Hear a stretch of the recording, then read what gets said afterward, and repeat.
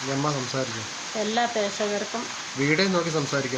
പ്രേക്ഷകർക്കും എൻ്റെ റമദാൻ ആശംസകൾ.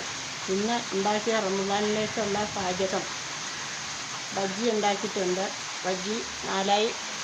ബജ്ജിമുളക് നാലായി കീറി കടലമാവും മുളക് പൊടി ശകലം കായപ്പൊടി ആവശ്യത്തിനുള്ള 1/2 ടീസ്പൂൺ ഉപ്പും ചേർത്ത് നന്നായി മിക്സാക്കി എണ്ണപ്പാനി തിളയ്ക്കുമ്പോൾ ഗോൾഡ് കളറാകുമ്പോൾ അത് നമ്മളെടുത്ത് ഒരു പാത്രത്തിലേക്ക് ആക്കുക.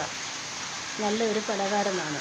പിന്നെ ഉണ്ടാക്കിയത് ഉള്ളിവടയാണ് നമ്മുടെ. അത് എല്ലാവർക്കും ഇഷ്ടപ്പെടുന്ന ഒരു പലഹാരമാണല്ലോ.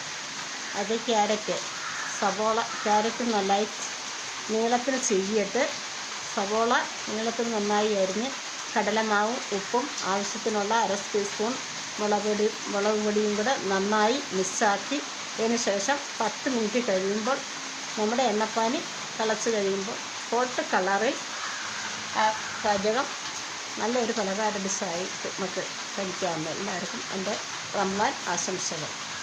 എല്ലാ പ്രേക്ഷകർക്കും റമദാൻ ആശംസകൾ.